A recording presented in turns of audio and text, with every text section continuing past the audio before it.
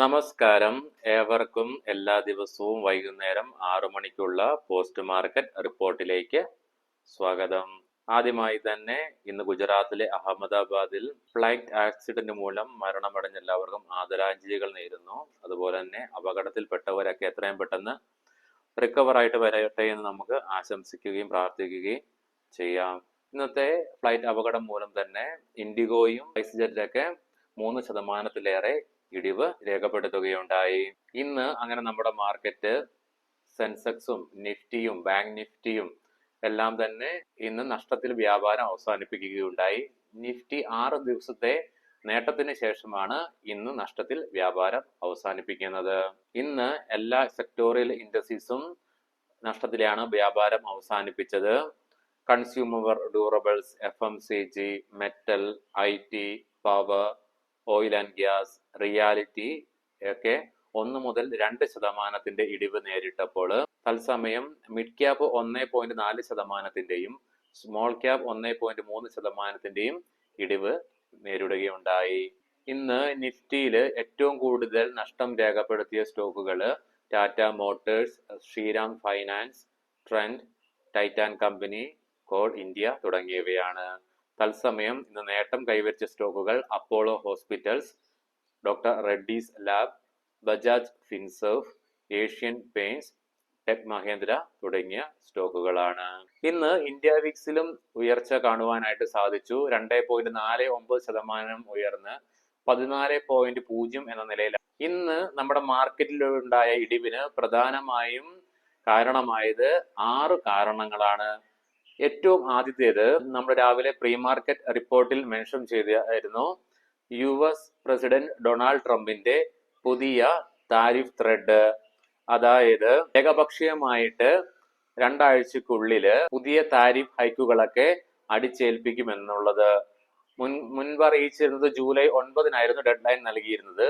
പക്ഷേ ഇന്നലെ അമേരിക്കയിൽ നിന്നും പ്രസിഡന്റിന്റെ ഭാഗത്ത് നിന്ന് ഈ പ്രസ്താവന ഉണ്ടായി. അത് ഇന്ന് നമ്മുടെ മാർക്കറ്റ് ഓപ്പൺ ആയപ്പോൾ അത് നമ്മുടെ മാർക്കറ്റിനെയും ബാധിച്ചു.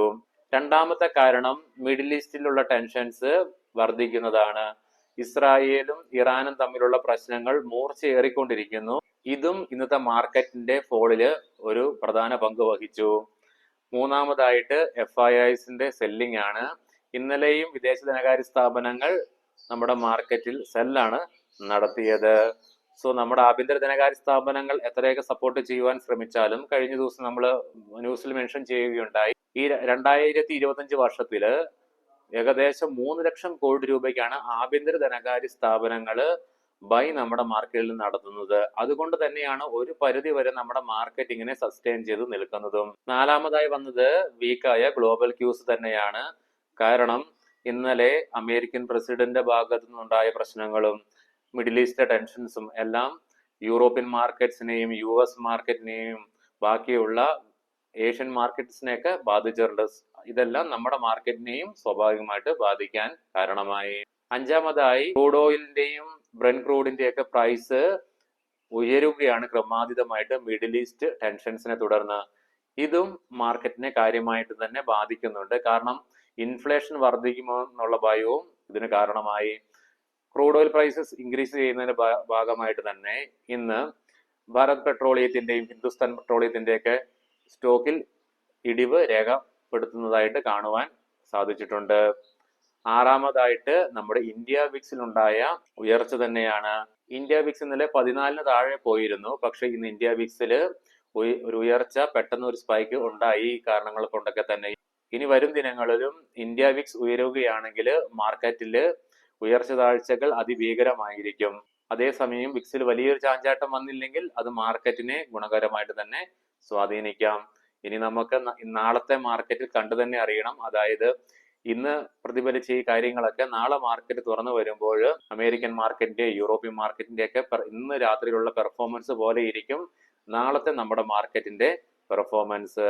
ഇന്ന് ഇവയൊക്കെ റിക്കവർ ആകുവാണെങ്കിൽ നാളെ നമ്മുടെ മാർക്കറ്റും റിക്കവർ ആകാനുള്ള ചാൻസുകൾ ഏറെയാണ്. അതേസമയം നമ്മൾ ഇതിന് വിപരീതമായ കാര്യങ്ങളും മനസ്സിൽ വെക്കേണ്ടിയിരിക്കുന്നു. ഇന്നും ഇനി US മാർക്കറ്റുകൾ, യൂറോപ്യൻ മാർക്കറ്റുകളൊക്കെ നെഗറ്റീവിൽ വ്യാപാരം അവസാനിപ്പിക്കുകയാണെങ്കിൽ തീർച്ചയായിട്ടും ഒരുപക്ഷെ നാളെ നമ്മുടെ ഇന്ത്യ വിക്സും സ്പൈക്ക് ആകാം. അതുപോലെ തന്നെ നമ്മുടെ മാർക്കറ്റും ഫോൾ ആകാം. സോ അതിനെ തുടർന്ന് പ്രീമിയംസ് ഒക്കെ സ്പൈക്ക് ആകാൻ ചാൻസ് ഉണ്ട്. ഇപ്പോൾ പ്രീമിയം വിക്സ് കുറവായിരുന്നത് കൊണ്ട് തന്നെ പ്രീമിയവും വളരെ കുറവായിരുന്നു. പക്ഷേ ഇന്നത്തെ നിഫ്റ്റിയുടെ എക്സ്പയറി, വീക്കിലി എക്സ്പയറിയും ഹൈലി വോൾട്ടൈൽ ആയിരുന്നു.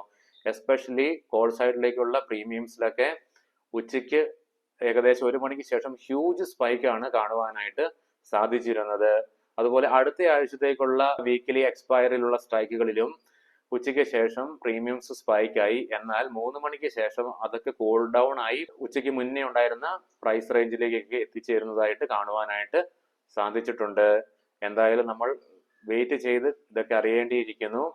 ട്രംപ് ഏതായാലും ഈ വേൾഡ് മാർക്കറ്റിന് തന്നെ ഉഴുതുമറിക്കുകയാണ്. ട്രേഡേഴ്സിനും ഇൻവെസ്റ്റേഴ്സിന്റെ ഒക്കെ ഇടയ്ക്ക് ഒരു അസ്ഥിരതയാണ് ഇതുമൂലം ഉണ്ടാകുന്നത്.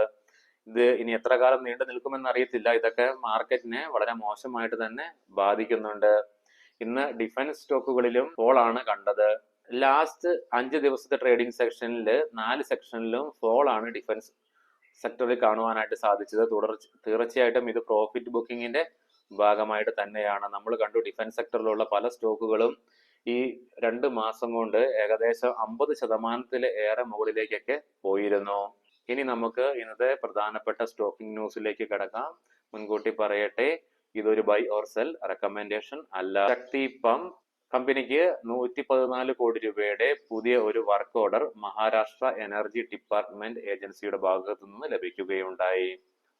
തൽന പ്ലാറ്റ്ഫോംസ് ഇന്ന് 13% റാലിയാണ് സ്റ്റോക്കിൽ കാണുവാൻ സാധിച്ചത്. കാരണം ബോർഡ് മീറ്റിംഗ് ജൂൺ 16 തീരുമാനിച്ചതായി വാർത്തകൾ വന്നിരുന്നു, ഷെയർ ബൈബാക്കുമായി സംബന്ധിച്ച കാര്യങ്ങൾക്ക് വേണ്ടിയിട്ട്. ഇത് നമ്മൾ ഇന്ന് പ്രീ മാർക്കറ്റ് റിപ്പോർട്ടിൽ മെൻഷൻ ചെയ്തിരുന്നു.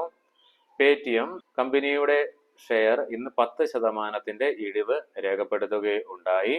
കാരണം ന്യൂസുകൾ വന്നായിരുന്നു, ഫിനാൻസ് മിനിസ്ട്രിയുടെ ഭാഗത്ത് നിന്ന് റിജക്ഷൻ ഉണ്ടായി മെർച്ചന്റ് ഡിസ്കൗണ്ട് റേറ്റിനെ സംബന്ധിച്ച്. പക്ഷേ ഈ ന്യൂസ് പുറത്ത് വന്ന് സ്റ്റോക്ക് 10%-ലേറെ ഇൻട്രാഡേ ഇടിവ് രേഖപ്പെടുത്തിയതിനു ശേഷം മിനിസ്ട്രിയുടെ ഭാഗത്ത് നിന്ന് ഒരു ക്ലാരിഫിക്കേഷൻ വന്നതിനെ തുടർന്ന് സ്റ്റോക്ക് ഇന്നത്തെ നഷ്ടത്തിൽ നിന്നും ഒരു പരിധി വരെ കരകയറുന്നതായിട്ടാണ് കാണുവാനായിട്ട് സാധിച്ചത്. നുവോക്കോ വിസ്താസ് കമ്പനി 1200 കോടി രൂപ ഫണ്ട് റേസ് ചെയ്യാനുള്ള പ്ലാനിംഗ് ഉണ്ടെന്നുള്ള വാർത്ത വരുന്നുണ്ട്. NTPC $750 million company fund raising plan ചെയ്യുന്നതായിട്ടുള്ള വാർത്തകൾ വരുന്നുണ്ട്.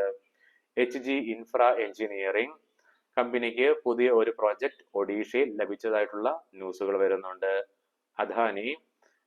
അദാനി എയർപോർട്ട്സ് IPO 2027 പ്ലാൻ ചെയ്യുന്നു എന്നുള്ള വാർത്തകൾ വരുന്നുണ്ട്. വീഡിയോ ഇഷ്ടമായെങ്കിൽ ചാനൽ സബ്സ്ക്രൈബ് ചെയ്യുവാനും വീഡിയോ ലൈക്ക് ചെയ്യണമെന്നും ഈ ചാനൽ നിങ്ങളുടെ ട്രേഡിംഗ് സുഹൃത്തുക്കൾക്ക് ഷെയർ ചെയ്യണമെന്നും അഭ്യർത്ഥിക്കുന്നു. വീഡിയോ കണ്ട എല്ലാവർക്കും നന്ദി, നമസ്കാരം. നാളെ രാവിലെ പ്രീ മാർക്കറ്റ് റിപ്പോർട്ടുമായിട്ട് 8 മണിക്ക് കണ്ടുമുട്ടാം.